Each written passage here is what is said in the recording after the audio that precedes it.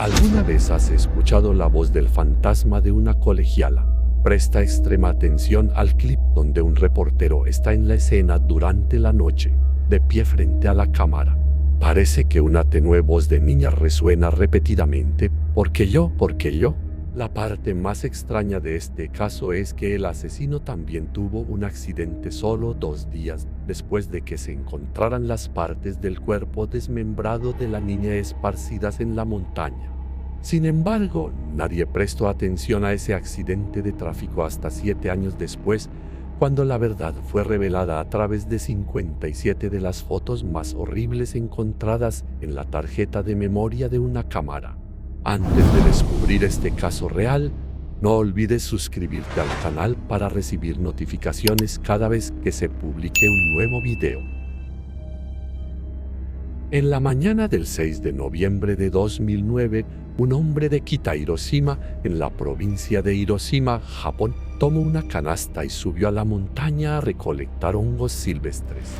Cuando llegó a una ladera cerca de un acantilado, vio un hongo grande, parcialmente cubierto por hojas secas. El hombre se apresuró, agarró el tallo del hongo y se preparó para arrancarlo cuando de repente notó algo espantoso junto al hongo. Aterrorizado, el hombre retrocedió rápidamente y corrió montaña abajo frenéticamente, buscando su teléfono para llamar a la policía. «He encontrado una cabeza humana», gritó el hombre por teléfono, repitiendo la frase varias veces. Solo unos minutos después, varios coches de policía llegaron al lugar y acordonaron la montaña para investigar. Siguiendo las indicaciones del hombre, encontraron una cabeza decapitada con cabello hasta los hombros, el rostro con moretones y una huella de zapato en la mejilla izquierda. Debido a la descomposición severa, la policía no pudo identificar a la víctima. Al reconocer la brutalidad del caso, la policía movilizó a 300 agentes adicionales para buscar en el área montañosa circundante. Dado que la cadena montañosa se encontraba en la frontera entre Shimane e Hiroshima, las policías de ambas prefecturas unieron fuerzas para una investigación conjunta. Al día siguiente, el 7 de noviembre, descubrieron otra parte del cuerpo en la pendiente debajo del acantilado. El 8 de noviembre, la policía encontró otra parte más que se creía pertenecía a la misma persona, todas en un estado espeluznante. Después de ensamblar las partes encontradas, el médico forense confirmó que la víctima era una mujer joven y que las heridas fueron infligidas post-mortem. El tiempo estimado de la muerte fue entre el 26 y el 31 de octubre. El 9 de noviembre, las autoridades encontraron otra parte del cuerpo, lo que sugería que el asesino había esparcido los restos de la víctima en el bosque para evitar ser detectado. El descubrimiento final ocurrió el 19 de noviembre, cuando la policía encontró trozos de carne y uñas. Algunos órganos seguían desaparecidos y nunca fueron recuperados. Como no se encontró sangre en el lugar, las autoridades sospechaban que la víctima había sido asesinada en otro sitio y luego llevada a la montaña para deshacerse del cuerpo. La policía de ambas prefecturas revisó informes de personas desaparecidas en ambas áreas. Los investigadores de Shimane descubrieron un informe de persona desaparecida que coincidía con la época del crimen. Miyako Hiraoka, una estudiante de 19 años, había sido reportada como desaparecida por su familia el 28 de octubre. Después de contactar a los familiares de Miyako para recolectar muestras de ADN, la policía confirmó que las partes del cuerpo desmembradas encontradas en la montaña pertenecían a la desafortunada estudiante. El asesinato conmocionó de inmediato a todo Japón, y numerosas agencias de prensa y estaciones de televisión locales acudieron al lugar para cubrir la historia. En ese momento, comenzaron a ocurrir una serie de eventos extraños, haciendo el caso aún más misterioso. Una estación de televisión envió a un reportero a la escena del crimen por la noche para informar sobre el incidente, lo que aumentó la atmósfera escalofriante. Después de regresar a la estación, el personal técnico revisó las imágenes y descubrió la voz de una niña repitiendo, «¿Por qué yo?». Aterrados, Los empleados de la estación se negaron a regresar por segunda vez a la escena del crimen. Cuando esta información se hizo pública, el pueblo japonés creyó sin duda que se trataba de la voz del fantasma de Miyako. Sin embargo, personas más pragmáticas analizaron cuidadosamente el video y escucharon repetidamente la supuesta frase fantasmal, sugiriendo que la gente estaba equivocada. La frase en el video no era "porque yo", sino una frase de pronunciación similar que mal, posiblemente un comentario hecho por una oficial de policía en la escena, captado accidentalmente por el micrófono de la estación de televisión. Esta explicación parecía más razonable para muchos, pero algunos aún no estaban de acuerdo. Argumentaban que, debido a que Miyako había sido asesinada de forma tan brutal, su espíritu no podía descansar y permanecía vagando por la montaña. Parecía que los creyentes en la teoría sobrenatural tenían razón, ya que más adelante en el caso ocurrió otro fenómeno inexplicable, el cual se revelará al final del video. Por ahora, sigamos explorando las razones detrás de la desaparición de Miyako y su vida personal, ya que estas revelaciones hacen el caso aún más intrigante. Miyako Hiraoka era de la provincia de Kagawa. En el momento del incidente, era estudiante de primer año en la Universidad de Shimane. Amigos describieron a Miyako como una chica linda, alegre y trabajadora que siempre obtenía altas calificaciones en todas las materias. No tenía novio ni conflictos con sus compañeros de clase. Desde la infancia, Miyako había soñado con viajar por el mundo. Así que cuando se enteró de la oportunidad de convertirse en estudiante de intercambio en la Universidad Marítima de Rusia, se emocionó mucho. Siendo una persona considerada, Miyako sabía que estudiar en el extranjero como estudiante de intercambio sin duda le costaría dinero extra a su familia. Para aliviar la carga financiera de sus padres, decidió trabajar a medio tiempo después de clases para ahorrar para la matrícula. Poco después encontró un trabajo en una heladería a unos 2 kilómetros más de una milla de la universidad, regresando al campus después de las 9 cuando terminaba su turno. Normalmente podía tomar el autobús entre la heladería y la universidad, pero para ahorrar dinero, Miyako eligió caminar. Le explicó a una amiga que la distancia de una milla no era tan larga y lo veía como una forma de mantenerse en forma. Sin embargo, caminar significaba cruzar un pequeño bosque desierto sin señales de vida. De camino a la heladería aún era de día, así que nada parecía aterrador. Pero después de su turno, ya pasaban las 9 p.m. y el sendero a través del bosque oscuro se volvía aún más ominoso. Afortunadamente, Miyako encontró a otra compañera de clase que también trabajaba medio tiempo en una tienda de ropa cerca de la heladería. Sus horarios de trabajo casi coincidían, así que comenzaron a caminar juntas. Tener compañía la hacía sentir un poco más segura. Sin embargo, esos días no duraron mucho.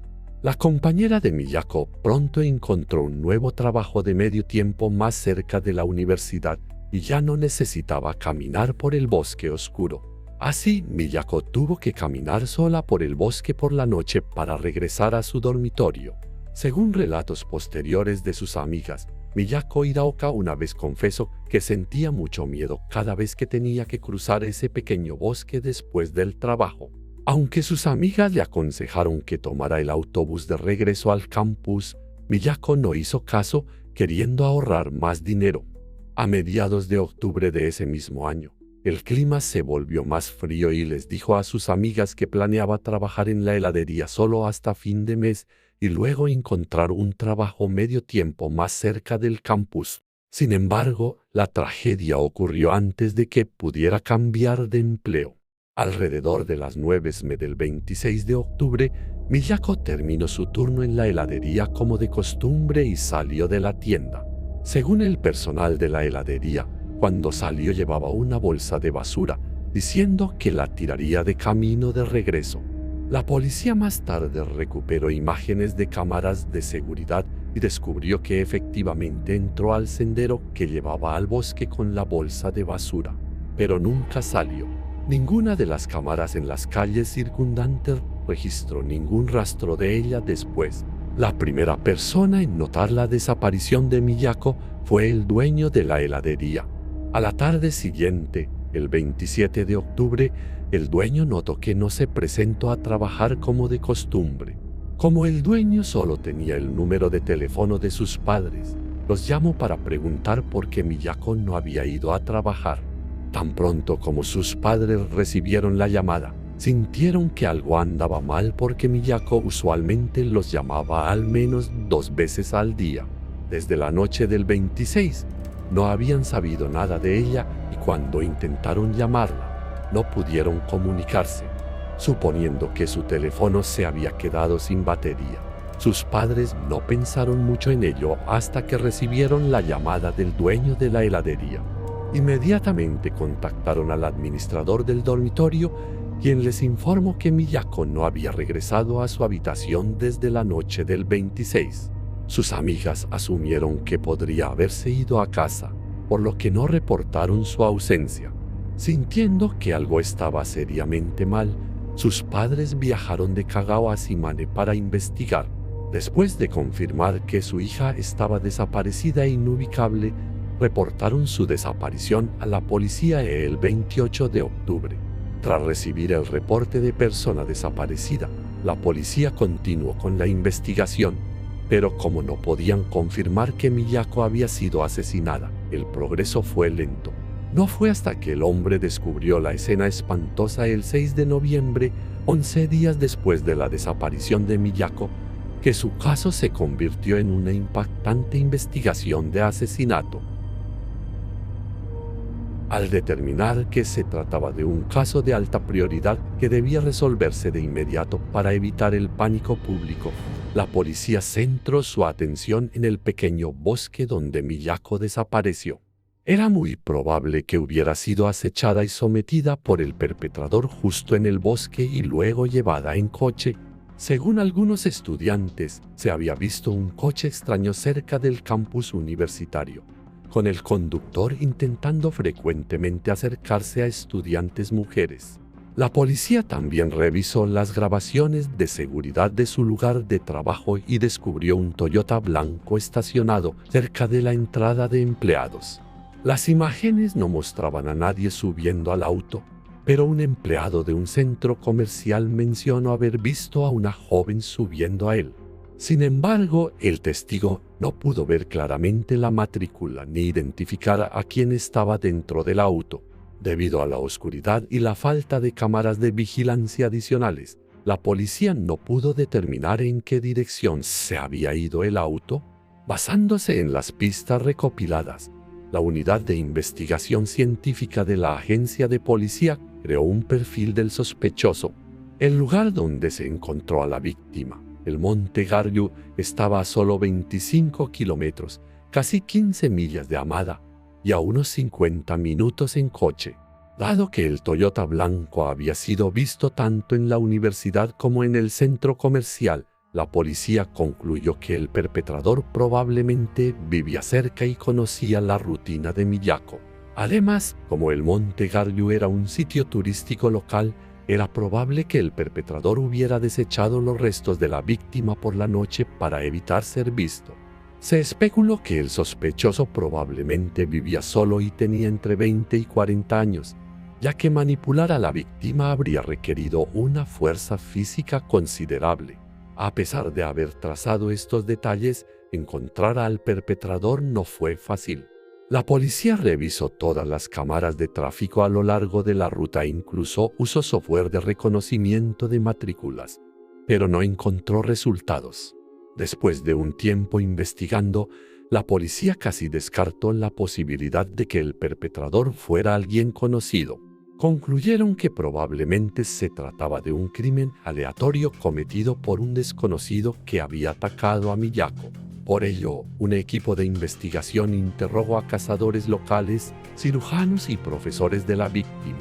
También se investigó a los clientes de tiendas de alquiler de videos locales, especialmente aquellos que compraban películas de terror. Visitaron todas las carnicerías para interrogar a los clientes recientes que habían comprado cuchillos afilados. La policía también registró casas abandonadas cerca de la escena del crimen en busca de pistas, pero no encontraron nada, a medida que el caso se prolongaba sin resolverse, causando graves repercusiones. Los residentes locales y estudiantes se volvieron extremadamente ansiosos, instando continuamente a la policía a resolver el caso rápidamente. Sin embargo, la policía no tenía ninguna pista y solo podía aumentar las patrullas y recordar a la gente que se mantuviera segura. La Universidad de Simane, donde estudiaba la víctima, incluso emitió un aviso exigiendo que los estudiantes y profesores no caminaran solos por la noche. Al mismo tiempo, el toque de queda del dormitorio se adelantó de medianoche a las 10 p.m. Sin embargo, mientras el perpetrador siguiera libre, el miedo en los corazones de todos no podía disiparse. Mientras tanto, comenzaron a circular rumores mezclados y el caso de Miyako Hiraoka poco a poco se convirtió en una aterradora leyenda. En ese momento, la presión sobre la policía aumentó intensamente, pero a pesar de sus esfuerzos, aún no lograban ningún avance en la investigación. A finales de febrero de 2010, la policía comenzó a distribuir volantes, carteles y hojas informativas, pidiendo al público cualquier información que pudiera ayudar en la investigación.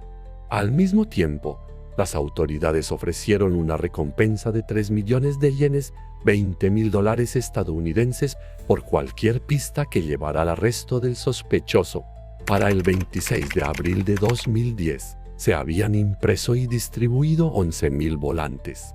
A pesar de la avalancha de información, finalmente toda resultó ser inútil. Hasta septiembre de 2010, más de 60,000 investigadores habían participado en el caso y este número eventualmente ascendió a 310,000. Sin embargo, ni siquiera eso fue suficiente, ya que la investigación seguía en un punto muerto, el caso seguía sin resolverse, y ni siquiera se había descubierto la identidad del sospechoso. No fue hasta 2016 que el caso avanzó significativamente, para entonces ya habían pasado 7 años. En 2016, la tecnología de reconocimiento de matrículas había avanzado significativamente, por lo que la policía decidió aplicar esta tecnología para volver a escanear las grabaciones antiguas de la época en que ocurrió el caso. Volvieron a escanear todas las matrículas y revisaron a quienes habían salido de Simane alrededor de la fecha del incidente. Después de cierto esfuerzo, las autoridades descubrieron un Toyota blanco que había aparecido cerca del bosque. Los registros mostraban que este coche viajó de Masuda a Hamada el 26 de octubre de 2009 y regresó a Masuda el día 27. El horario del viaje del vehículo coincidía exactamente con el periodo en el que Miyako desapareció y fue posteriormente asesinada. Este también era el auto que la colega de la víctima había visto estacionado fuera del centro comercial. Tras la investigación, la policía descubrió que el propietario del vehículo era Yoshiro Yano, de 33 años. La policía comenzó de inmediato a investigar a este hombre. Yoshiharu era de la ciudad de Shimonoseki, en la provincia de Yamaguchi. Su familia tenía buena situación económica. Su padre dirigía una tienda de arroz, su madre era dueña de una lavandería, y Yoshiharu también tenía un hermano menor. Yoshiharu tenía un excelente historial académico y era considerado un niño modelo ante los ojos de los vecinos. Compañeros de clase describieron a Yoshiharu como serio y bastante reservado, y también tenía cinturón negro en judo. Gracias a sus destacados logros deportivos en la escuela, fue invitado a unirse a las fuerzas de autodefensa de Japón, pero Yoshiharu rechazó para estudiar ingeniería en una universidad en Fukuoka. También era baterista en una banda, pero el grupo se disolvió por conflictos internos. Yoshiharu una vez confesó a sus amigos que sufría de distonía focal en su mano izquierda, lo cual acabó con sus esperanzas de seguir una carrera musical. Sintiendo frustración, abandonó la universidad a pesar de los intentos de sus padres y profesores por convencerlo de lo contrario. En 2001, atacó a una desconocida, pero la mujer logró escapar. Temiendo ser arrestado, Yosiaru huyó a Toshio y tomó trabajos de mano de obra para ganarse la vida. Allí siguió obsesionado con las mujeres y continuó acechando a posibles víctimas. En 2004, intentó agredir a una mujer en el distrito de Suginami, usando un cuchillo para inmovilizarla. La víctima resistió, sufrió solo heridas leves y logró escapar. Sin desanimarse, solo 15 minutos después, Yosiaru se acercó a otra mujer, pero ella también luchó y escapó. Ambas víctimas denunciaron a la policía y Yosiaru fue arrestado y sentenciado a 3 años y 6 meses de prisión. Fue liberado en 2008, pero al no encontrar trabajo en Tokio, regresó a su ciudad natal de Shimonoseki, Yamaguchi, y trabajó como vendedor. A pesar de su comportamiento reservado, Yosiaru era un excelente empleado, asegurando muchos contratos valiosos. Sus logros fueron elogiados por sus superiores, quienes lo trasladaron a Masuda, prefectura de Shimane, para gestionar una sucursal. La policía descubrió que la sucursal de la empresa de Yosiaru estaba muy cerca de la heladería donde trabajaba Miyako. En ese punto, la policía estaba 50% segura de que Yosiaru ya no estaba relacionado con el caso de 2009, así que decidieron profundizar más en su vida personal. Amigos dijeron que, a pesar de su éxito, Yosiaru seguía aislándose de los demás. No tenía confianza para acercarse a mujeres, así que publicaba en sitios de citas, pero lamentablemente no recibía respuestas. Al revisar su actividad en redes sociales, encontraron que el 12 de septiembre de 2009 Yosiaru publicó una foto de carne de res en un supermercado con la leyenda cadáver de vaca. También compartía escenas de sus películas favoritas, que eran extremadamente sangrientas. Compañeros de trabajo también mencionaron que Yosiaru se quejaba frecuentemente de la vida y estaba casi siempre en un estado de tensión. Sin embargo, lo que más despertó sospechas de la policía fue su comportamiento antes y después del asesinato de Miyako. El 27 de octubre se reunió con su jefe para solicitar un permiso y le dijo a un colega que había hecho algo terrible. El 6 de noviembre, Yosiaru solicitó permiso adicional para los días 7 y 8 de noviembre para regresar a su ciudad natal con su familia y visitar la tumba de su padre. Fue entonces cuando la policía descubrió el giro más impactante y escalofriante del caso. Yosiaru había muerto en un accidente de tráfico solo 2 días después de que la policía encontrara el cuerpo de Miyako. El 8 de noviembre de 2009, los equipos de rescate en Mine, Yamaguchi, recibieron un informe sobre un accidente de tráfico en la autopista. Un Toyota blanco se estrelló contra la valla de contención y estalló en llamas. Cuando llegaron los rescatistas, encontraron el coche calcinado hasta el chasis con 2 personas muertas en su interior. Basándose en documentos esparcidos en la carretera y pruebas de ADN, la policía confirmó que las víctimas eran Yosiaru Yano y su madre. Según testigos, por alguna razón, el coche que conducía Yosiaru rozaba continuamente la valla de contención del camino. El capo comenzó a emitir humo blanco, y poco después de que el auto se detuviera, se incendió. Sin embargo, nadie dentro del coche intentó escapar. ¿Por qué no salieron? ¿Estaban atrapados o inconscientes? Los investigadores en ese momento estaban completamente desconcertados. También descubrieron que, desde el momento en que el coche comenzó a rozar la valla hasta que se detuvo por completo, no hubo señales de frenado repentino. Normalmente, un accidente así habría traído mucha atención, pero en ese momento, el caso del asesinato de Miyako ocupaba los titulares, por lo que nadie prestó mucha atención al accidente. La policía creía que, mientras conducía, Yosiaru pudo haber escuchado noticias del caso en la radio. Posiblemente por miedo y sin querer enfrentar la justicia, provocó deliberadamente el accidente como un acto de suicidio. También es probable que dejara inconsciente a su madre para que no pudiera escapar, y luego eligiera morir con ella en el coche. Sin embargo, todo esto era solo especulación de la policía. Aunque la policía había identificado al dueño del auto como Yosiaru y había reunido muchas pistas que sugerían que podía ser el sospechoso en el caso de Miyako, querían estar más seguros.